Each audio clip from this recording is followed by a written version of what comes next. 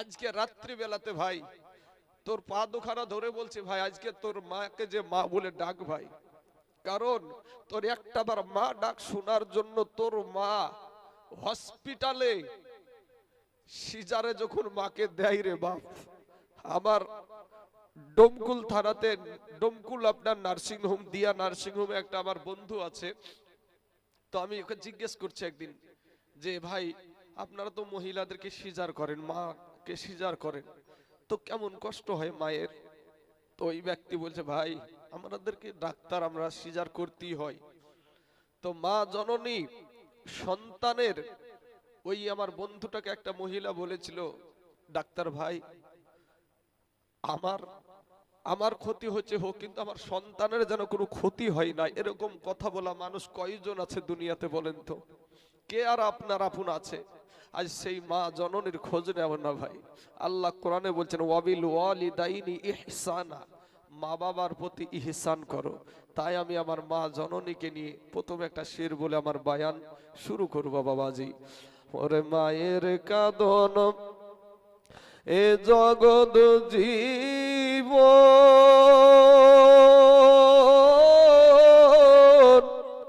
দুই চার মাস বুনের কাঁদন রে, ওরে ঘরের পুরি বাইরের কাঁদন কয়েকদিন পর থাকে না। দুঃখের দরদি আমার জনম দুঃখী মা, গর্ভধারণী মা জনম দুঃখিনী মা, দুঃখের দরদি আমার জনম দুঃখী মা। বাইরে 10 মাস 10 দিন মায়ে এ গর্ভে দিছে ঠাই, এ রক্ত মাংস খাইয়া আমরা দুনিয়ায় আসলাম ভাই। ওরে 10 মাস 10 দিন মায়ে এ গর্ভে দিছে ঠাই, রক্ত মাংস খাইয়া আমরা দুনিয়ায় আসলাম ভাই। ভূমিষ্ঠ হইয়া আমরা উঠিলাম কাঁদিয়া, শান্ত করিল আমার মায়ের বুকের দুগ্ধ দিয়া। এ মায়ের ও সবের কালে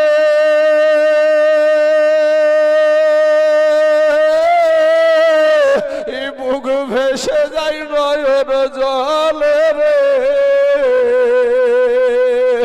ও মা সন্তানের কুলে লইয়া ভুলেছে সব যন্ত্রণা, দুঃখের দরদি আমার জনম দুঃখী মা, গর্ভধারণী মা জনম দুঃখিনী মা, দুঃখের দরদি আমার জনম দুঃখী মা।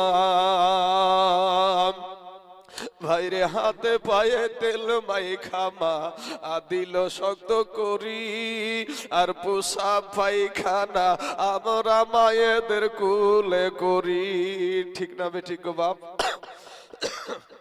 না শাশুড়ির কোলে রে ভাই? বাবাজি আমার সোনা মানিকেরা, ওরে হাতে পায়ে তেল মাইখা মা দিল শক্ত করি, আর পোষা পায়খানা আমরা মায়েদের কুলে করি।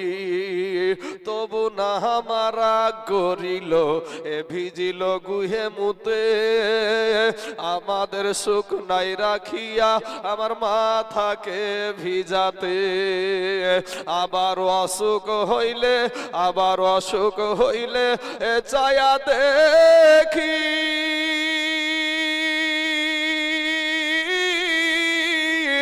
মাই রইছে বিছানাই বইসারে,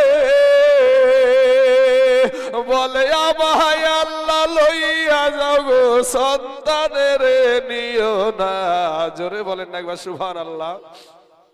আমার নিজের একটা জীবনের কথা বলি বাপ। আমি যখন 7 পাড়ার হাফেজ, দেওবন্দ মাদ্রাসায় পড়াশোনা করতাম, তো 7 পাড়ার হাফেজ বাপ আমি। সেই সময় বাড়িতে এসেছি, আসার পরে আমার একটা ব্যথা হলো এই 2 কাঁচাতে। এখান থেকে কয়েকদিনের ভিতরে পুরো 2খানা পা আমার পুঙ্গু হয়ে গেছিল। যখন আমার 7 পাড়ার হাফেজ, আমি সেই 7 পাড়ার হাফেজের টাইমে আমার মাজা থেকে নিচ ধরটা পুঙ্গু হয়ে গিয়েছিল। 3 মাস আমি 6টা বালিশের উপরে ছিলাম। এটা আমার জীবনের কথা বলছি। সকালেই আমাকে দেখে ভাই ভারী হয়েছিল, কিন্তু আমার মা, যাকে আমি বাড়িতে রেখে এসেছি, আমার মা আমাকে দেখে ভারী হয় নাই। আমার মাও মা, তোমার মাও মা। কথা বলেন ঠিক না ঠিক ভাই? আমার মাও মা, তোমার মাও মা। আমার মাও তো আমাকে 9 মাস 9.5 মাস পেটে ধরেছে, তোমার মাও তোমাকে 9 মাস 9.5 মাস পেটে ধরেছে। আমার মাও 2 বছর বুকের দুগ্ধ খাওয়ালছে, তোমার মাও তোমাকে 2 বছর বুকের দুগ্ধ খাওয়ালছে। আজকে ভাই তুমি আনন্দ করে কেরালা থেকে তুমি টাকা পাঠাও, কেরালা থেকে টাকা পাঠাই, মাহে রমজানুল মুবারক মাস আসছে। আমার এইরকম বাপজিদেরকে যদি আমরা জিজ্ঞাসা করি, প্রমাণ পাবো আমরা। এখনকার ওই জিনিসগুলা যুবক তোমরা চিনতে পারবে না। আগেকার জামানায় ছিল, এই চাচাদের জামানায় ছিল মাড়িয়ে, কাউন, শিয়াঞ্জা, সেতি আলু। এখন তো চিনতে পারবে না। এই আলুরও রুটি করে, শুকিয়ে রুটি করে খেয়েছে মানুষ। এত কষ্টে দিন গেছে। আমন ধান হতো আগে, তো সেই আমন ধানের একটু তরকারি মিলতো না। ওই আমন ধানের মাড় দিয়ে, যেটাকে ফ্যান বলে, কেউ মাড়ও বলে, এই দিয়ে মানুষ ভাত খেয়ে থেকেছে। রমজান মাস, ঈদের দিন, রমজান মাস ঈদের দিন, ঈদের আগে আগে তুমি ছোট্ট ছেলে, তোমার পার্শ্ববর্তী বন্ধু, ছোট ছোট বন্ধু হয়, ছোট অবস্থায় খেলার যে ছোট ছোট বন্ধু হয়, সেই বন্ধুর বাড়িতে বন্ধুকে পোশাক এনে দিয়েছে। তুমি কাঁদতে কাঁদতে এসে বলেছো, মা, মাগো, আমার আব্বা কি আমার জন্য ঈদের বাজার আনবে না? একটা নতুন পোশাক দিবে না? আমার ভিতরটা কেন ফাটছে জানেন বাপ? আজ এমন একটা জায়গাতে আমি সভা করছি, যেটা পুরোটাই কবরস্থানের উপরে আছি আমরা। আমাদের চারপাশে আমাদেরই সাথে চলা মানুষগুলো আছে, আমাদের সাথে চলেছে, হাটে গেছে, ঘাটে গেছে, বাজারে গেছে, মাঠে গেছে, দোকানে গেছে, এর কি ঠাট্টা সমস্ত কিছু ওই মানুষগুলাকে নিয়ে আজ আমরা কিন্তু মাঝখানে বসে আছি বাপ। আর আমার ভিতরটা শুধু যে এখানে ফাটছে, এটা আপনার ভিতর ফাটছে আপনার মায়ের জন্য, আর আমার মার জন্য আমার ভিতর ফাটছে। আমি এখানে কথা বলছি, কিন্তু আমার মায়ের জন্য আমার কলিজাটা ছিঁড়ছে। কারণ যেদিন মা চলে যাবে, এই কবরে যেদিন আমার মা চলে যাবে, মা বলে ডাকার মতো আবার কেউ থাকবে না যুবক। তাই তোদেরকে বলছি ভাই, আজকে হয়তো তুই এখান থেকে উঠে যদি চলে যাস, একটা থাপ্পড় দিয়ে কেউ বসাবে না ভাই, কিন্তু তুই কপাল পোড়া। এটা মাথায় রেখে কপালে লেই খেলাও যে তুমি একটা কপাল পোড়া। তোমারই আত্মীয় স্বজন এখানে শুয়ে আছে, তুমি একটু দুয়ার জন্য বসতে রাজি না। তোমার রক্তের বাহাদুরি, গায়ের জোর, এই গায়ের জোর বাবা। আজ এই মানুষগুলার যৌবন কোথায় আছে জিজ্ঞেস করবা, তাদের দাদু হয়, তাদেরকে জিজ্ঞেস করবা, দাদু গো তোমার যৌবনের হালাত কি, বলবে দেখবা। তো কেরালাতে তুমি যাও, তুমি যখন ছোট ছিলে, তোমার মাকে কাঁদতে কাঁদতে গিয়ে বলেছো, মা, আমার জন্য কি একটা নতুন পোশাক আমার আব্বু কিনে দিবে না? মা তো জানে যে আমার স্বামীর হাতে টাকা নাই। বুঝায়া বুঝায়া বলে, বাবা, তোর আব্বুর কাছে টাকা নাই সোনা, যা বেটা, দেখছি তোরা আব্বুকে বলে। বাপের কাছে মা গিয়ে বলে, স্বামী গো, আমার সোনার ছেলে, আমার বেটা এই বছরকার দিনে আমার বেটার একটা নতুন পোশাক নাই। ওই মা এই কবরে শুয়ে আছে, ওই বাপ এই কবরে শুয়ে আছে, আর তুমি রাস্তাতে ঘুরো, তুমি ওই বেটা নামে কলঙ্ক। কথা বলেন ঠিক না ঠিক? মুসলমান ভাই, আমার কথায় আঘাত নিয়েন না ভাই। কারণ যেই মা আমাকে এত কষ্ট করে মানুষ করেছে, আমি যে 3 মাস পড়েছিলাম সবাই ভারী হয়েছিল, আমার মা আমাকে দেখে ভারী হয় নাই। যুবক রে, ওরকম তোমার মা হতে ওই রকমই। তোমার মা স্বামীকে গিয়ে বলেছে, স্বামী গো, আমার বেটাটাকে ধার করে হইলেও একটা তুমি জামা এনে দাও, এটা ধার করে হইলেও জামা এনে দাও। আর তুমি থাকো ভাই কেরালাতে, টাকা পাঠাচ্ছ তোমার বিবির গোডোয়ানে। তোমার বিবি ঈদের বাজার করছে তোমার সন্তানের জন্য রং বেরঙের পোশাক, তোমার বিবির জন্য রং বেরঙের পোশাক। ভিডিও কল করে তুমি দেখছো, খুব তুমি আনন্দ করেছো। তোমার মা জননী একটা বাড়ির একটা কিনারায় বসে টুক টুক টুক টুক করে তাকায়, হাই রে বেটা, ওরে সোনা মানিক, আমি তোর মা, আজ একটাবার তুই খবর নিলি না আমি তোর মার পরনে একটা শাড়ি আছে কিনা, তোর আব্বাজারের পরনে একটা লুঙ্গি আছে কিনা তুই খবর নিলি না। ভাই প্রবাসী ভাইদের জন্য বলবো, ভাই তুমি প্রবাসে থাকো, তোমার বিবি তোমার খেয়ে অন্য একটা পর পুরুষের সঙ্গে মেতে উঠে না গো বাবা প্রেম প্রীতিতে। স্বামী কেরালাতে আছে, বিবি অন্যকে নিয়ে পালিয়ে যায় না, অথচ এই বিবিকে খুশি করতে গিয়ে ওই ছেলেটা কেরালায় যে কি কষ্টের কাজ, কাল্লি তোলা কাজ, ওই কাল্লি তোলা কাজ যারা কেরালায় থাকা যুবক ছেলে এখানে আছে তাদেরকে জিজ্ঞাসা করবেন কেরালার কাজ। শালিমার স্টেশনে ট্রেনে উঠতে গিয়ে কত কষ্ট ট্রেনের ভিতরে, তারা জানে কাকে খুশি করছে, বিবিকে খুশি করার জন্য, সন্তানকে খুশি করার জন্য। কিন্তু বাবারে মা জননী টাকা চাই না, পয়সা চাই না, সন্তানের ভালাই চাই, সন্তানের ভালাই চাই। প্রবাসী ভাইদের জন্য আমি একটা গজল বলবো, ওরে প্রবাসেতে যারা বিদেশে থাকে তাদেরকে প্রবাসী বলা হয়। ওরে প্রবাসেতে থাকে যারা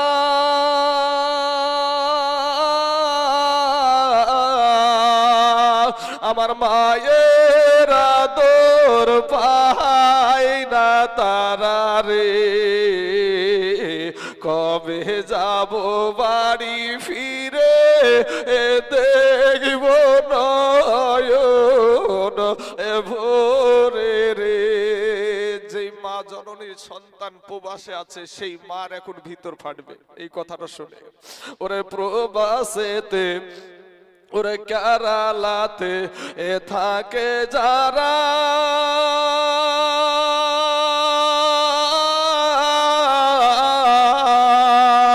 আমার মায়ের আদর পায় না তারা রে, কবে যাব বাড়ি ফিরে দেখব নয়ন ভোরে রে,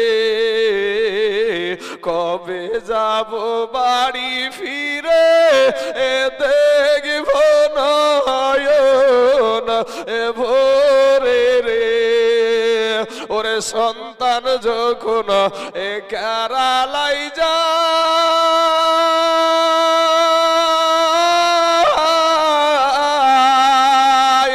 আমার মার কলে যা ফাটিয়া যাই রে। ওরে সন্তান যখন বিদেশে যায় আমার মার কলে যা ফাটিয়া যাই রে, কেঁদে কেঁদে চোখের জলে বালি ছবি যায় রে, কেঁদে কেঁদে চোখের জলে বালি ছবি যায় রে। এই যুবক আমি যে কথাটা বলছি, কত বাপের চোখ দেখে পানি ঝরছে, আমি সবাইকে দেখছি আর সবাই আমাকে দেখছে। তুমি যুবক ছেলে বাপকে বাপ বলে ডাকো না ভাই, তোমার বাপেরা কান্দে এখানে বসে, কত মানুষ এখানে কাঁদছে সেটা আমি দেখতে পাচ্ছি। আজ তুমি সেই বাপকে বাপ বলে ডাকো না, মাকে মা বলে ডাকো না, তোর মতন কপাল পোড়া বেটা থাকার চাইতে না থাকা ভালো। যুবক রে, বাপ মার ঋণ জীবনে কোনোদিন শোধ করতে পারবা না। বাপ মা এমন একটা জিনিস, তাই কবি বলছেন